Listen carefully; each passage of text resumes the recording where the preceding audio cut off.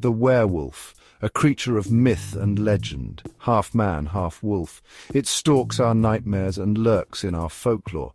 Werewolf stories exist across cultures. They tap into our deepest fears and desires. Transformation is central to werewolf lore. The agonizing shift from man to beast is captivating. It speaks to the duality in us all. We all harbor a primal nature. The werewolf embodies this struggle between civilization and savagery. These tales often serve as cautionary warnings. They remind us of the dangers of giving in to our darker impulses. The werewolf becomes a symbol of the consequences of unchecked rage and violence. Yet there's also a strange allure to the werewolf's power. The werewolf legend endures because it speaks to something primal within us. It reflects our anxieties about the natural world and our place within it. We are both drawn to and repulsed by the beast within. The roots of the werewolf myth run deep. One of the earliest accounts comes from ancient Greece. The story of King Lycaon is a tale of hubris and divine retribution.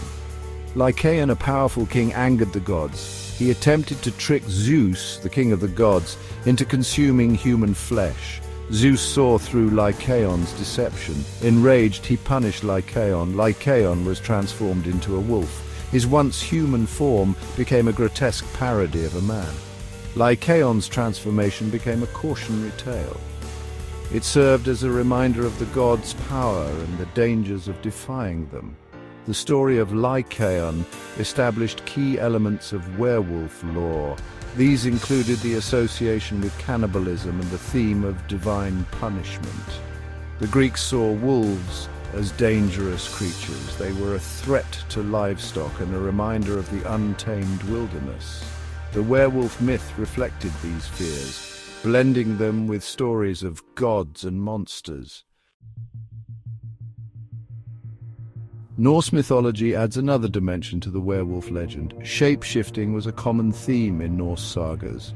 Warriors and gods alike possessed the ability to transform into animals. One striking example is the Volsunga saga. This saga features the heroes Sigmund and Sinfjotli. Sigmund and Sinfjotli discovered enchanted wolf skins. These skins granted them the power to transform into wolves. They became fearsome warriors, feared for their ferocity. Their story highlights the Norse association of wolves with strength and savagery. However, the Norse also acknowledged the dangers of embracing the beast within. Sigmund and Sinfjotli's wolf-like aggression ultimately led to their downfall.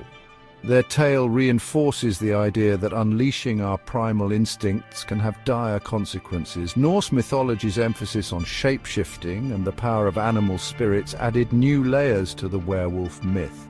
It demonstrated the allure of primal power while acknowledging the fine line between man and beast. The werewolf became a figure of intense fascination and fear in medieval Europe. The medieval period was a time of great social and religious upheaval. People sought explanations for the unknown and the frightening. The werewolf, associated with the devil and witchcraft, provided a convenient scapegoat. Belief in werewolves became widespread.